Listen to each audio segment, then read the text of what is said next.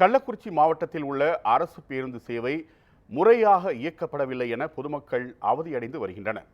அப்பகுதியில் கள ஆய்வில் ஈடுபட்ட நமது செய்தியாளர் கார்த்திக் வழங்கிய கூடுதல் தகவல்களை தற்போது பார்க்கலாம்.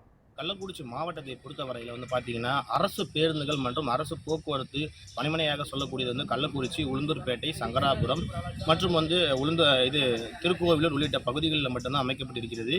அதே போல் இங்கே நமக்கு கல்வராயன் மலை பகுதியாக சொல்லக்கூடிய 175 மலை கிராமங்கள் கொண்ட இந்த கல்வராயன் மலைக்கு தனியே ஒரு போக்குவரத்து பணிமனை கூட இல்லை.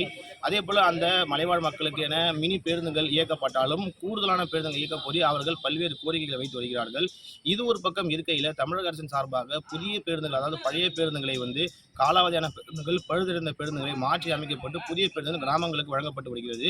அதே போல மப்சல் பேருந்து என சொல்லக்கூடிய வெளியூர்களுக்கும் செல்லக்கூடிய பேருந்துகளும் புதிதாக வழங்கப்பட்டு வருகிறது. ஆனால் அந்த பேருந்துகளும் சமீப காலமாக ஆங்காங்கே முன் சக்கரங்கள், பின் சக்கரங்கள் கழண்ட நிலையிலும் திடீரென இன்ஜின் கோளாறு காரணமாக சாலையின் நடுவே பழுதடைந்து பயணிகள் பயணம் செய்ய முடியாத வகையிலும் இந்த சிரமங்கள் ஏற்பட்டு வருகிறது. குறிப்பாக கள்ளக்குறிச்சி மாவட்டத்தை பொறுத்தவரையில் இது போன்ற விபத்துகள் தொடர்ந்து ஒரு 3-4 முறையாக நடைபெற்று வந்திருக்கிறது. அந்த பேருந்துகளில் பயணம் செய்யக்கூடிய பயணிகள் தெரிவித்தவாறு புதிய பேருந்துகள் அரசு கொடுத்திருந்தாலும் அந்த பேருந்துகளில் கூட முறையான பாதுகாப்பு வசனம் இல்லாமல் இந்த பேருந்தில் பயணம் செய்வதாகவும், அரசு பேருந்தில் பயணம் செய்வது பயமாக இருப்பதாகவும் அவர்கள் தெரிவித்திருக்கிறார்கள். அதே போல மாவட்டத்தில், அதாவது கள்ளக்குறிச்சி முக்கிய மையமாக இருக்கிறது. இந்த முக்கிய மையமாக இருக்கக்கூடிய இந்த பகுதியிலிருந்து சென்னை, சேலம் போன்ற நகரங்களுக்கு மட்டுமே பேருந்தானது அதிகப்படியாக இயக்கி வருகிறது.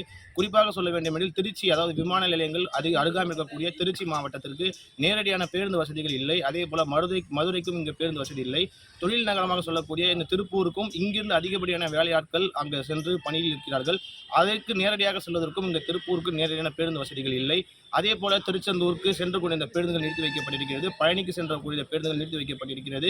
மதுரைக்கும் பேருந்து இருந்தது, அந்த பேருந்தும் தற்போது இல்லை.